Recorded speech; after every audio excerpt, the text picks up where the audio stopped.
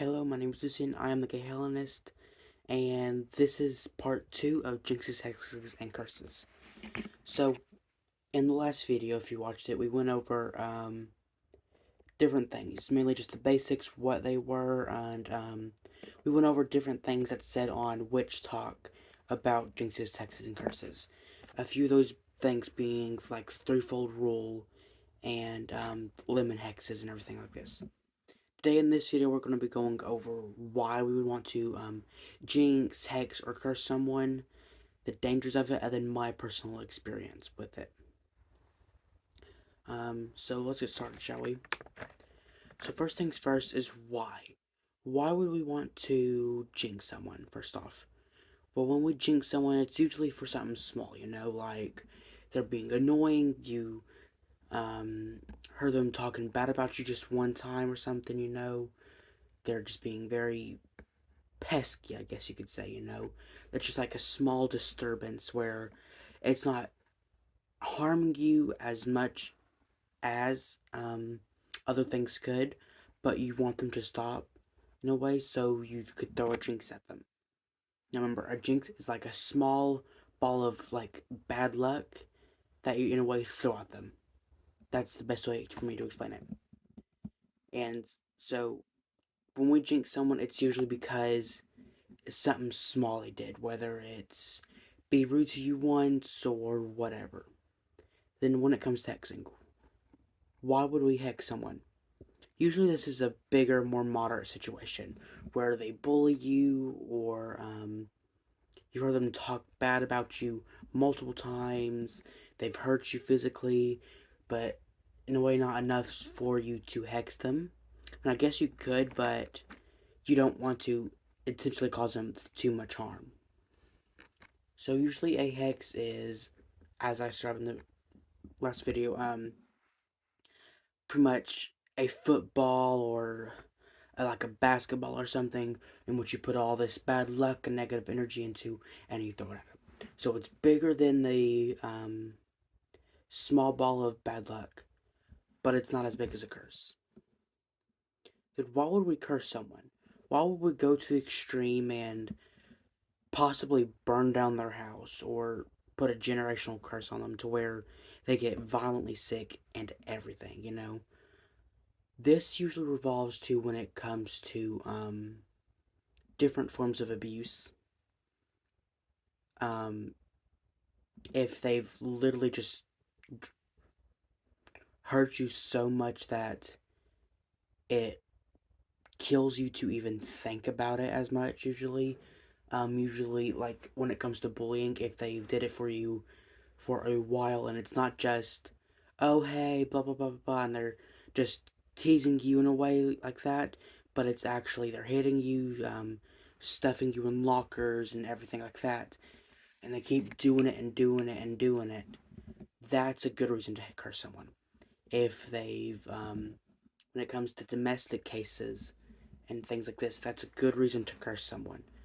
And like I said, a curse is like a wrecking ball, one of those huge iron wrecking balls of just bad energy and bad luck. That's the way I like to view it. So next thing I want to talk about is the dangers of it. What is the dangers of doing a jinx, a hex, and a curse? Well, first off, it's the most obvious. It backfiring.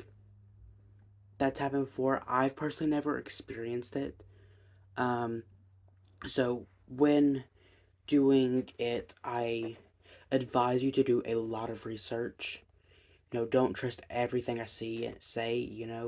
Do your own research. Find what's perfect for your practice with you. Um, doesn't have to be perfect or nothing, but it's always much easier if you at least know a little bit of what you're doing before you do a jinx, hex, or curse. Because there's always that chance of it backfiring.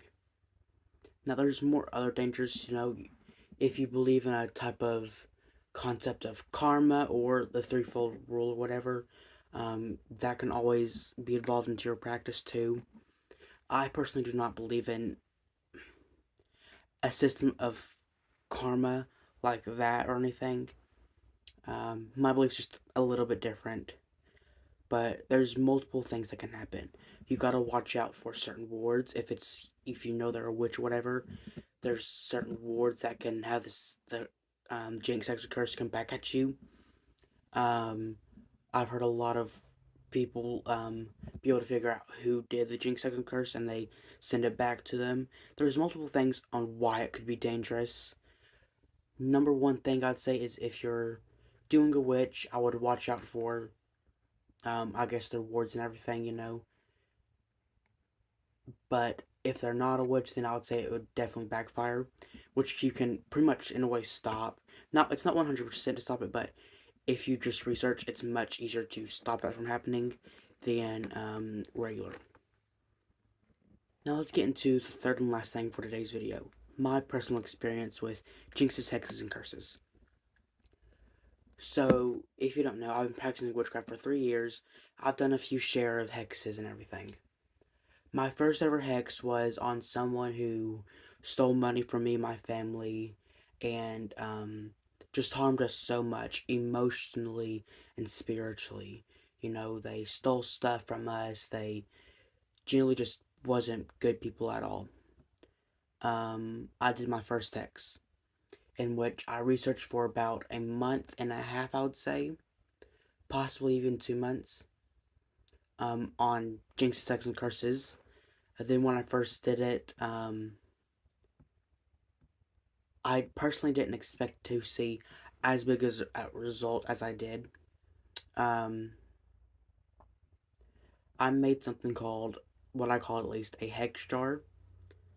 And so I put all my ingredients in it and, um, of course, try to do the hex.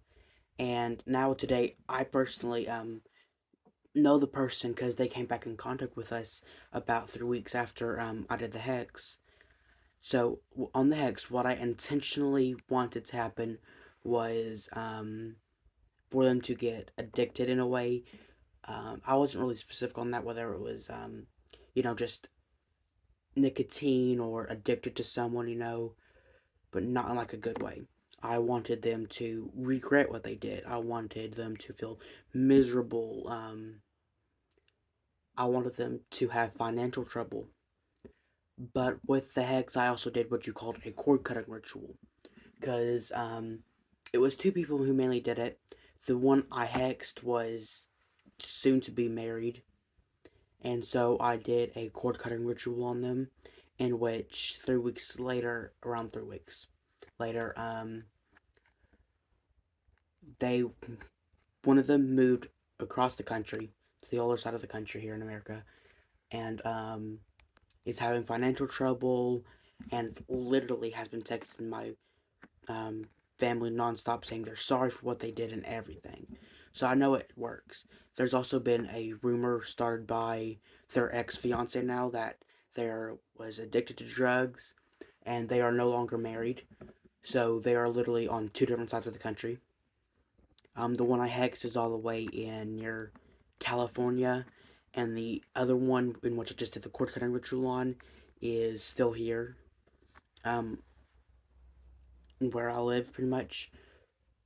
And so I personally never had a bad experience with hexing and cursing, and everything. I'm not gonna say that I'm perfect at it. No, definitely not. I feel like there's a lot of stuff in where I'm still learning, and that's the fun part about witchcraft and everything is you never, um, you never stop learning about it. I keep learning every day about different things. I didn't do my first spell until after 1.5 years of witchcraft, of just researching it. And so after that, I just learned and learned, and then, um, it just, I just grew, I evolved. And so, one thing I always recommend is you do your own research, especially on ingredients, which that's going to be the next part. I'm going to be going over, items for, jinxes, hexes, and curses. Then I'm also going to be doing not a visual explanation, but just a voice explanation of what to do, because I currently don't have any resources on me to show you all what to do. Um, but I'm going to be telling y'all in a way, different ways to jinx, hex, and curse someone. And, but different items for the hexes are going to be different herbs for it, and, you know, vegetables you can use, fruits, different things like that, you know. Plants. Second's going to be stones and what they can be used for. Then the third thing is going to be just like miscellaneous type items, you know. Then I'm going to go in on how to do it.